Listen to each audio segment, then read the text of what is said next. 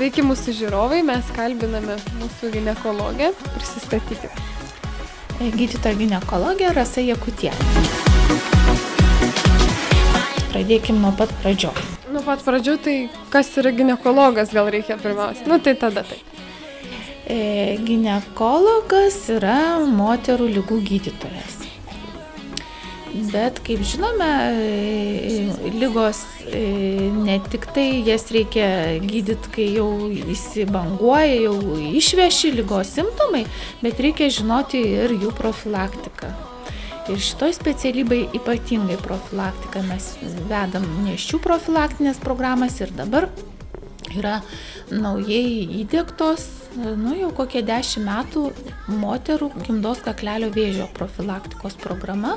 Jinai apima moteris nuo 25 iki 60 metų amžiaus, kas 3 metai yra imamas kaklelio citologinis mėginys ir pagal ląstelių branduolius žiūrima, ar jos yra pakitę ar nepakitę ir pagal tai reikia tolesnio tyrimo eigos, ar užtenka profilaktika kas 3 metai atvykti. Profilaktika visų ir kaklelio vėžio, ir šiaip didžiausių ligų ginekologijoje profilaktika yra vengimas lytiniu keliu plintančių ligų. Nėštumas tai yra ne liga, tai yra džiaugsmas, tai yra gėris gyvenime ir įvykęs nėštumas, čia yra, kaip pasakyti, apsisprendimo reikalas, bet tai nėra, kaip pasakyti, aišku, nesaugūs santykiai gali sukelti nėštumą, bet bjauriausias dalykas, blogiausias dalykas, kad nesaugus lytiniai santykiai gali užsikrėsti lytiniu keliu plintančią ligą. Anksčiau buvo žinomos tik kelios lytiniu keliu plintančios ligos. Tai pavyzdžiui, trichomonozė, kurią sukelia pirmuonis ląstelinis sukėlėjas. Jinai yra, kaip pasakyti, greit ir be jokių komplikacijų ateičiai išgydoma problema. Pirmuonis išnyksta ir kaip pasakyti, baigėsi visos problemos. Bet apart to, šitos ligos yra daugiau visokių ligų, kurios sukelia nuo viruso iki rikecijų, pavyzdžiui, chlamidija yra pavojingiausia moters vaisingumui lytiniu keliu plintanti liga, kadangi jinai neduoda jokių ligos simptomų. Tik tai sukelia kiaušintakių saugas ir dėl to suauga tenai tas takas nuo kiaušialąstės patekimui į gimdą ir moteris tampa nevaisinga. Tai dėl to lytiniu keliu plintančios ligos yra negeros savo pasekmėmis. Ir dar dabar neseniai, kaip pasakyti, ne taip, kad neseniai, bet tai yra, kaip pasakyti, šviežiausia naujiena, kad gimdos kaklelio vėžį sukelia virusas. Tai yra ŽPV herpes tipo virusas, tam tikri tipai, kurį moteris ilgiau pasinešiojus, ten 5-10 metų, jeigu tas virusas išlieka organizme, jisai sukelia kaklelio vėžį. Kai kurie to viruso tipai sukelia karpas, kondilomas vadinamas. Ir pavyzdžiui, tarp studentų, ypač bendrabutinių KTU studentų, pavasarį, rudenį būna karpų priepuoliai. Tai tada, sako, pirmiausiai lakstė bendrabučio berniukai gydytis karpas, po mėnesio atlėkėjau pas ginekologę mergaitės. Žodžiu, tai yra virusas. Tai turit suprasti, kad yra apsauga ne tik tai, kad nuo nepageidaujamo nėštumo, bet yra apsauga ir nuo visų kitų problemų, kurios gali būti įvykti, kaip pasakyti, nemąstant apie savo elgesį. O tai kaip geriausiai būtų apsisaugoti nuo tų lytiškai plintančių ligų? Kuri apsisaugoma priemonė galbūt? Man atrodo, kad jau nuo kelintos klasės mokykloje buvo tokios programos, prezervatyvų šlovinimo programos.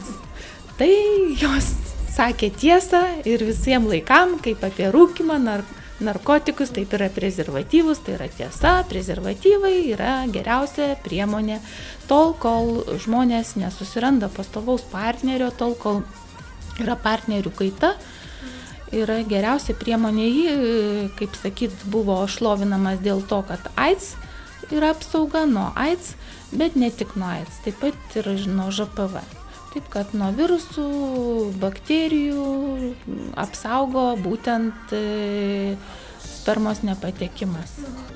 Nes, kaip pasakyti, bet kuris žmogaus skystis, patenkantis ant ar sužeistos, ar angleivinės, gali pernešti ir AIDS, ir sifilis gali plisti per seilės, gali plisti per spermą. Bučiuojantis galima užsikrėsti. Nu, kaip pasakyti, šita vieta būna, daugiau turi apsauginių tų seilės, turi visokių ten fermentų, visokių taip toliau, bet šiaip sifilių būna ir sifiliomos, ir lūpose viską, ir daugiau sifilis daugiau yra nuo opos aktyvios tos sifilio sukėlėjai ant atvirų žaizdų būna. Tai jeigu jau mato, kad yra kažkur tai žmogus turi žaizdą, tai reiktų vengti kontakto su, kad ir lūpų herpes. Taip pat virusas plintantis, tai jeigu jau matot, kad yra kažkur opelė, tai geriau su ta vieta nekontaktuoti, nedovanoti. Aišku. O dabar dėl tų prezervatyvų gali būti, kad jie sukelia alergiją, nes čia irgi klausytojai turbūt ir žiūrovai norės žinoti. Šiaip rekomenduotina paprasčiausi prezervatyvai. Aišku, jie visi būna lateksiniai, bet būna jie kai kurie dažyti, kai kurie būna su kvapais, dar ten visokių prikurta. Tai gali ne tik tai, kad lateksas, aišku, lateksas, lateksinė guminė pirštinė irgi kai ką alergizuoja, jeigu prastos kokybės, ypač tai gali alergizuoti, bet stengtis, kad būtų bekvapiai, bespalviai, paprasčiausi. Ir gali būti atveju, kad būtų alergija. Bet, ką tada daryti reikėtų? Tai jau alergijos gydymas, kaip pasakyti. Tik tai tiek, kad stengtis kokybiškus pirkti, ne kokius, kur prastava mūsų pirštinės. Mes naudojam ginekologiniam ištyrimui pirštinės. Tai jos būna atveža, tai nedvokia kvapas visam kabinete, žodžiu, labai nekokybiškas produktas. Tai kaip ir visur, kaip ir maistas, taip ir čia reikia žiūrėti, kad būtų kokybiškas produktas, kad nebūtų fuflekas.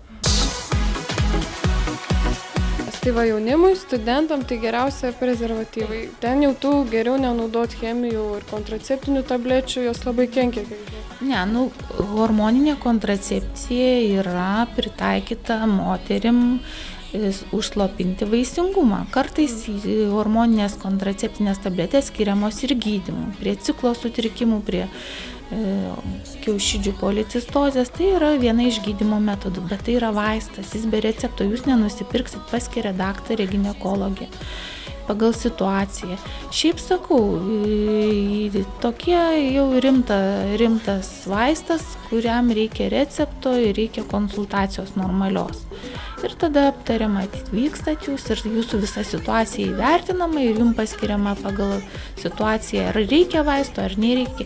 O pačiai geriausia, sakau, pirktis prezervatyvą, normalios, geros kokybės, pačiai nešiotis mergaitai, nes berniukas nemąsto, man atrodo, apie tai, kol kas dar nėščių vyrų nerasta, taip kad reikia, man atrodo, kad mergaitė turėtų arba pati reikalaut, kad turėtų, bet arba jeigu negalima išreikalaut, nes vyrai sunkiai atitinka visus reikalavimus, taip kad pačiai geriau turėtų tada prezervatyvus rūpintis ir kad nebūtų nesaugių, nenormalių kažkokių tai situacijų.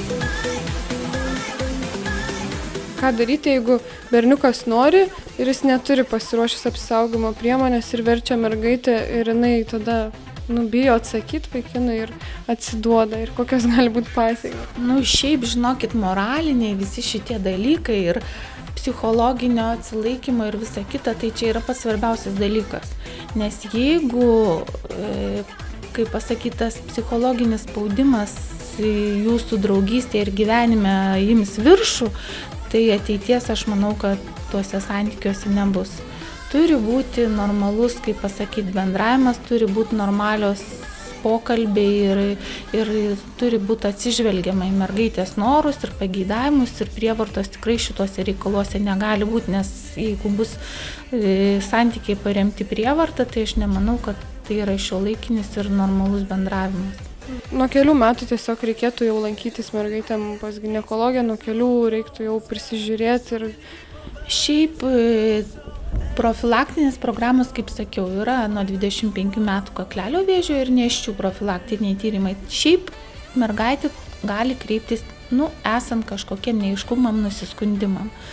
Tai yra bet kuriuo nukrypimu nuo normos. Šiaip normalios mėnesinės turi kartotis kas 28-35 dienas ir trukti neilgiau savaitės. Ir normalaus glausumo turėtų būti ir gleivinių, ir viskas ne tik, kad tepančios mėnesinės. Jeigu dingsta mėnesinės, arba jos yra pernelyg ilgos, pernelyg gausios, visuomet turi ateiti pasitarti. Yra visokių ginekologinių ligų ir tiesiog galima pareguliuoti. Krūtų skausmai būna vargina, premenstruacinis sindromas vargina, mergaitės nedarbingos, per mėnesinės labai skausmingos perneša. Ir aš manau, kad tikrai nereikia bijoti ir tai yra normalus šiuolaikiškas mūsų šiuolaikiški tyrimo metodai. Mes parodysim, kokį normalų ultragarsą turim, kaip įdomiai čia viskas gali būti ištirta.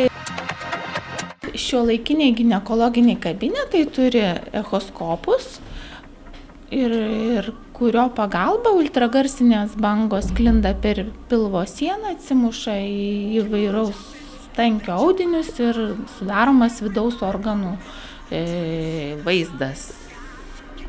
Taip, kaip būtų, čia vaizdas tai nieko nematyta šiuo atveju, vaizdas toksai bendras.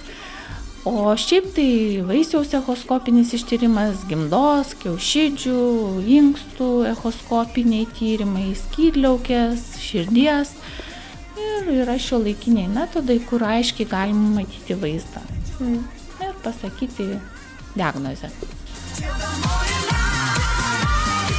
Šiaip profilaktika išskyrų negalima nešioti kasdienių klotų, negalima nešioti tamponų tik ekstriniais atvejais valandą, 2.